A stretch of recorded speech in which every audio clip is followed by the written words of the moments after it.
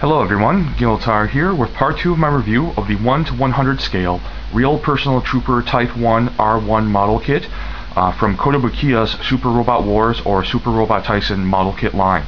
Now before I head into the articulation of the model, I'd like to point out a few things regarding the display stand, which is now in its storage form. As you can see, on the left side is the beam rifle, and as you just saw, it kind of fell out because there's really nothing here to secure it. It's basically a rectangular recess that you just basically rest the rifle in, and that's my one criticism about this, is that there's nothing there to secure the rifle. Aside from that, it's actually a really great idea. A lot of the, or not a lot, but several of the Gundam high-grade kits, high-grade Universal Sentry kits by Bandai use the stand that is included with certain models to double as a storage sort of device. The 1 to 144 high-grade Universal Sentry Ashmar, for example, its stand does that. I believe the Gabfly, or however you pronounce it, other mobile suit, it comes with a stand that does the same thing. So now moving on to the right side, we have the shield here, which is attached actually by using the attachment part at the back here. There's a circular port that you peg onto a circular peg on the base, which is a really nice touch. And I like the look of the stand as a storage rack. It kind of does have, I guess, some detailing that kind of looks like a large, I guess, storage rack for mecha accessories. Now if you look at the back, it's really nice too, because you have a few pieces here that are stored as well. For example, we have the main arm or stand for the display stand. On the left side we have an attachment for the top of the stand. You just basically peg it in. And then on the top and right side here we have an attachment for robot mode and an attachment for vehicle mode.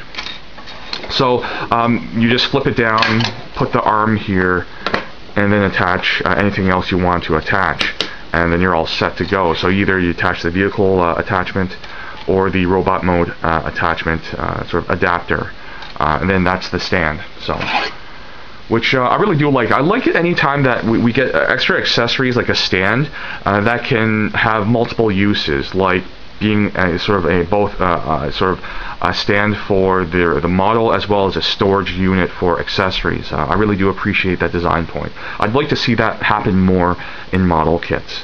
Now moving on to the R1's points of articulation, it's got a good range of them. We'll start off with the feet, which can bend down and up. Now this part really isn't for articulation, it's really for transformation purposes. It can bend the foot down like that. But it could help maybe if you want to put it in a kneeling pose and just get the foot out of the way.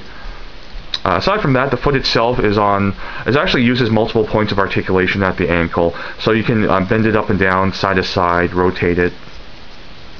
The ankle armor can move up and down. Now the sort of ankle armor on the sides can actually move down as well, and that's for transformation. But it's just something else you can use if you want for articulation. The knee armor bits here do have articulation, but again, that's really tied more into vehicle transformation mode. The knees do have the capability to bend flush with the back of the thigh.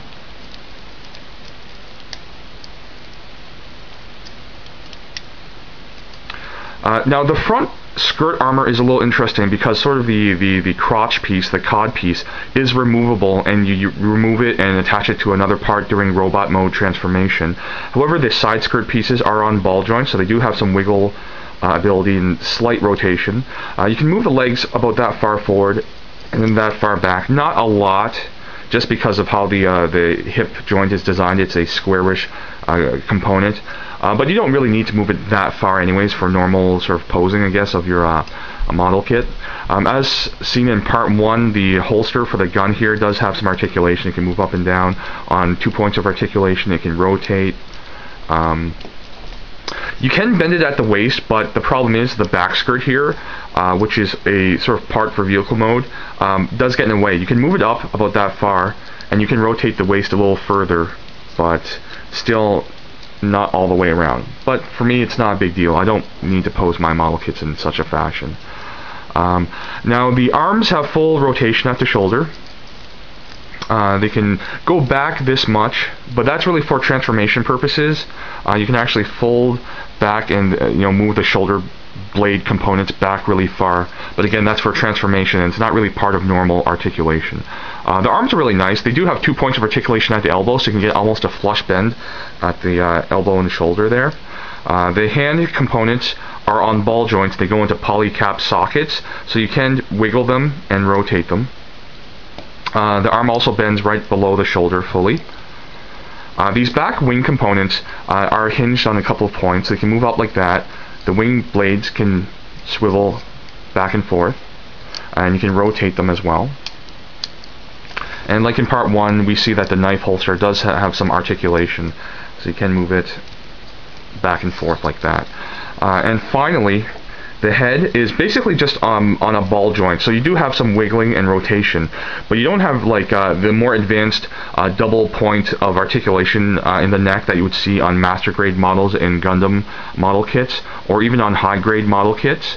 But it's pretty basic, and the reason why I think they don't make a double hinge or double point of articulation there is because of transformation. You do have to remove the head component, so if they made a double point articulation neck part, it would complicate matters further. And that pretty much does it for articulation. So we'll be back in part 3 for a look at the vehicle mode and my pros and cons and final thoughts. Thanks for watching so far. I hope you guys enjoyed this review, and I'll be back very soon.